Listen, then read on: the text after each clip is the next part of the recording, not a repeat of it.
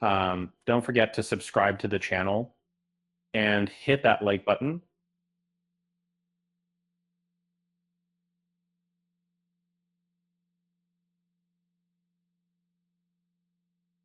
Uh, have you ever wondered what makes Stanley Kubrick's films so captivating?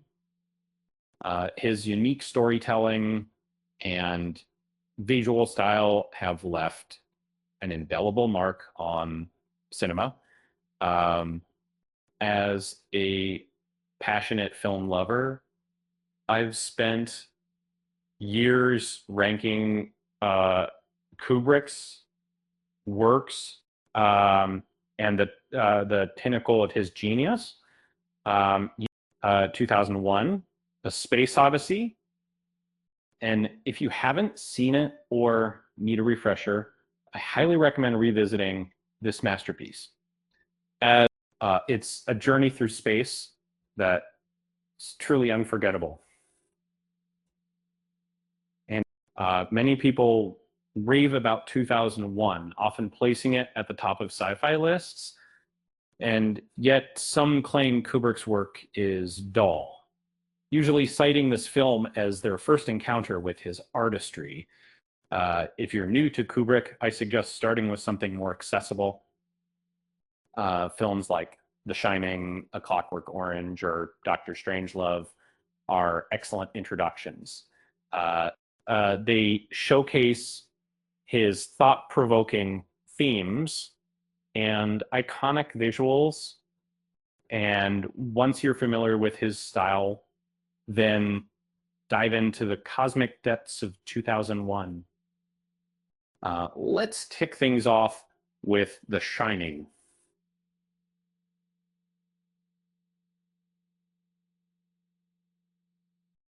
This film is often considered Kubrick's most approachable work.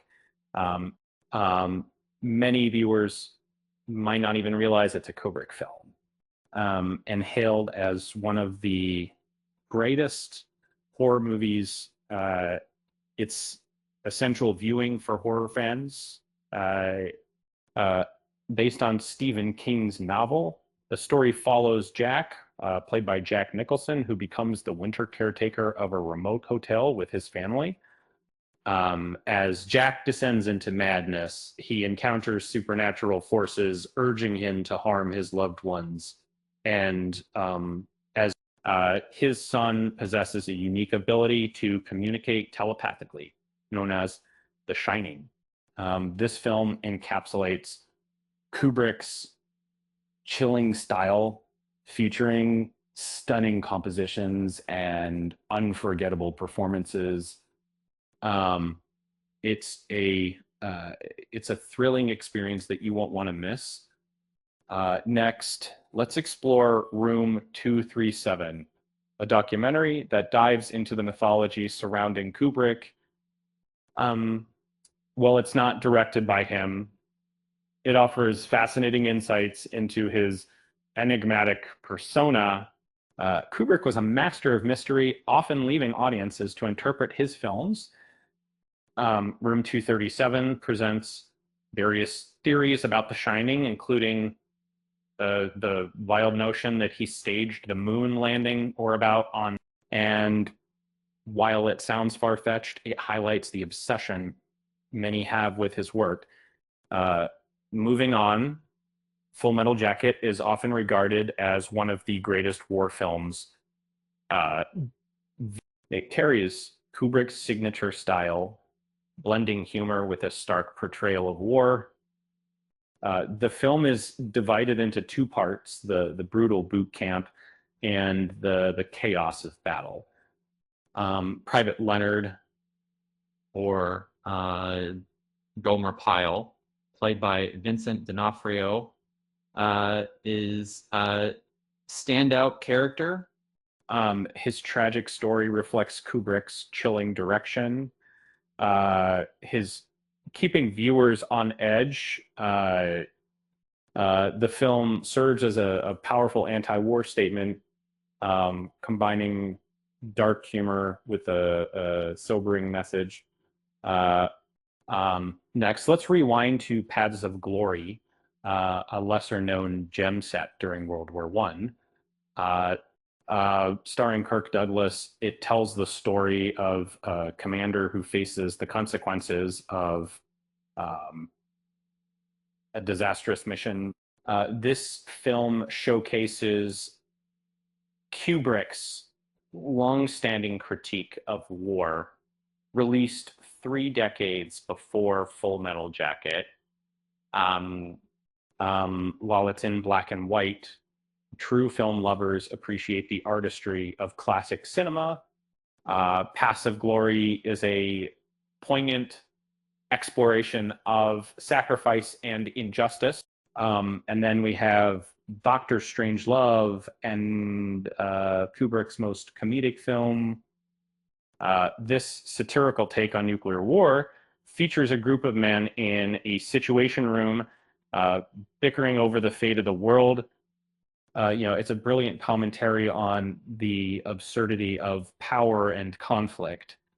And when, in this film, like Passive Glory, is shot in black and white, showcasing Kubrick's versatility. It's a war movie that delves into the political ramifications of conflict, making it a must-see. Um, Next up is A Clockwork Orange.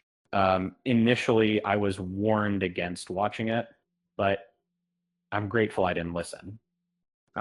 This film, based on Anthony Burgess's novel, follows a gang of delinquents engaging in heinous acts.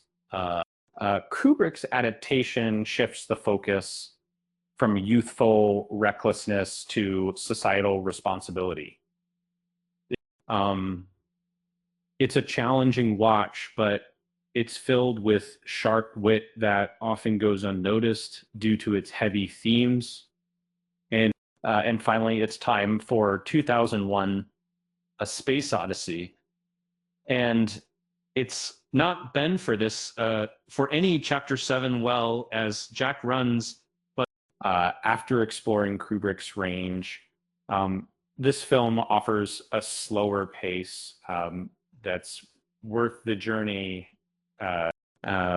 Released in 1968, it begins with a dramatic introduction featuring apes before transitioning into a haunting exploration of humanity and space. While it may feel dated, its boldness remains captivating. The film takes us from the dawn of civilization to the vastness of the cosmos, still relevant as we ponder our future in space. Now that you've experienced the breadth of Kubrick's work, enjoy diving into any of his films. With that said, thanks for watching, and until next time,